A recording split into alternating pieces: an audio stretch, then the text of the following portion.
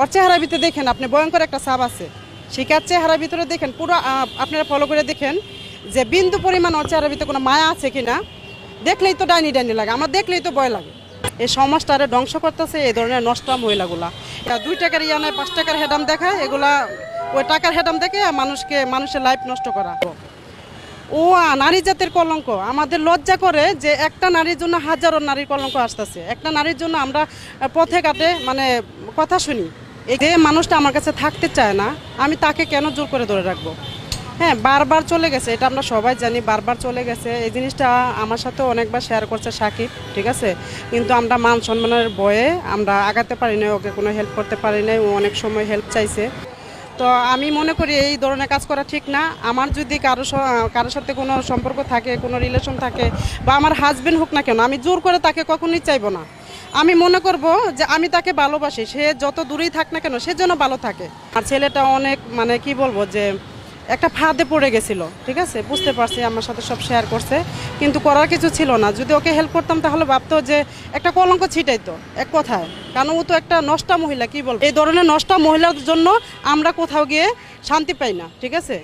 সমাজটাকে কি বলবো, ওর নাম যদি আমার মুখে কেউ শুনে সবাই মনে করে যে ওর মতো মনে হয় আমরা, না হলে ওর কথা কেন আমরা আলোচনা করব, ঠিক আছে। ওর কথা আমরা কেন আলোচনা করব? হ্যাঁ, ওর চেহারার ভিতরে এরকম ফোকাস আমি দেখছি, আপনারাও খেয়াল করেন। ভালোবাসা বেঁচে থাকে বিশ্বাসের উপর ভিত্তি করে।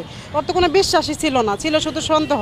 তো সন্দেহের কারণেই ঝামেলা হয়তো, সংসার ঝগড়াঝাটি। ভাবি দুনিয়াতে কোনো আর লোক নেই, এই লোককে আপনার ডাইনিংয়ে বসে খাওয়াইলেন। শিখাকে দেখলেই ঘৃণা করতেছে।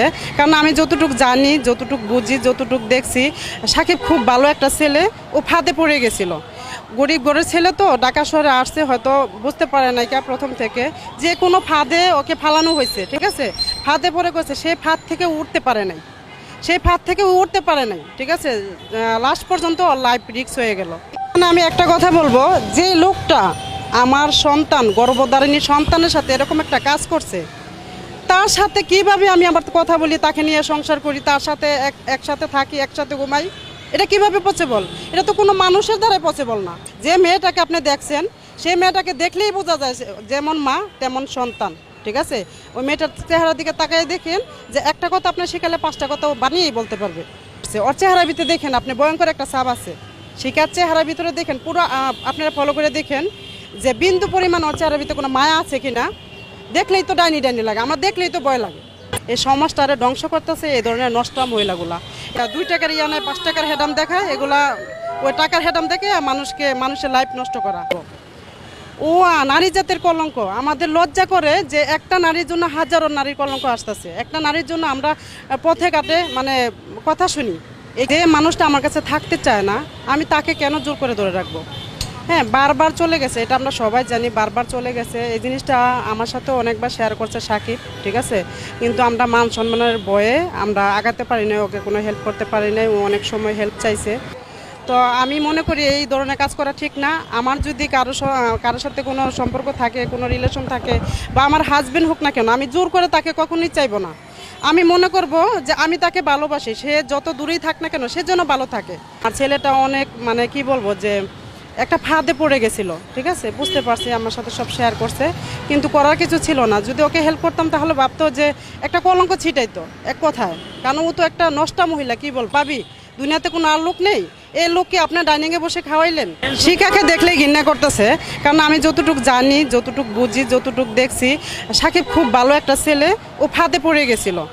গরিব ঘরের ছেলে তো, ঢাকা শহরে আসছে, হয়তো বুঝতে পারে নাই প্রথম থেকে যে কোনো ফাঁদে ওকে ফালানো হয়েছে। এই ধরনের নষ্ট মহিলার জন্য আমরা কোথাও গিয়ে শান্তি পাই না, ঠিক আছে। সমাজটাকে কি বলবো, ওর নাম যদি আমার মুখে কেউ শুনে সবাই মনে করে যে ওর মতো মনে হয় আমরা, না হলে ওর কথা কেন আমরা আলোচনা করব, ঠিক আছে। ওর কথা আমরা কেন আলোচনা করব? যে মেয়েটাকে আপনি দেখছেন, সেই মেয়েটাকে দেখলেই বোঝা যায় যেমন মা তেমন সন্তান, ঠিক আছে। ওই মেয়েটার চেহারার দিকে তাকাই দেখেন যে একটা কথা আপনার শিখালে 5টা কথা বানিয়েই বলতে পারবে, ঠিক আছে। ফাঁদে পড়ে গেছে, সেই ফাঁদ থেকে উঠতে পারে নাই, ঠিক আছে। লাস্ট পর্যন্ত ওর লাইফ রিস্ক হয়ে গেল। হ্যাঁ, ওর চেহারার ভিতরে এরকম ফোকাস আমি দেখছি, আপনারাও খেয়াল করেন। ভালোবাসা বেঁচে থাকে বিশ্বাসের উপর ভিত্তি করে। ওর তো কোনো বিশ্বাসই ছিল না, ছিল শুধু সন্দেহ। তো সন্দেহের কারণেই ঝামেলা হয়তো, সংসার ঝগড়াঝাটি। আমি একটা কথা বলবো, যে লোকটা আমার সন্তান, গর্ভধারিণী সন্তানের সাথে এরকম একটা কাজ করছে, তার সাথে কিভাবে আমি আবার কথা বলি, তাকে নিয়ে সংসার করি, তার সাথে একসাথে থাকি, একসাথে ঘুমাই, এটা কিভাবে পসিবল? এটা তো কোনো মানুষের দ্বারাই পসিবল না। ওর চেহারার ভিতরে দেখেন আপনি, ভয়ঙ্কর একটা ছাপ আছে। শিকার চেহারার ভিতরে দেখেন, পুরো আপনারা ফলো করে দেখেন যে বিন্দু পরিমাণ ওর চেহারার ভিতরে কোনো মায়া আছে কি? এই সমাজটারে ধ্বংস করতেছে এই ধরনের নষ্ট মহিলাগুলা। ভাবি দুনিয়াতে কোনো আর লোক নেই? এই লোককে আপনার ডাইনিংয়ে বসে খাওয়াইলেন? শিখাকে দেখলেই ঘৃণা করতেছে। কারণ আমি যতটুকু জানি, যতটুকু বুঝি, যতটুকু দেখছি, সাকিব খুব ভালো একটা ছেলে। ও ফাঁদে পড়ে গেছিল। গরিব ঘরের ছেলে তো, ঢাকা শহরে আসছে, হয়তো বুঝতে পারে নাই প্রথম থেকে যে কোনো ফাঁদে ওকে ফালানো হয়েছে।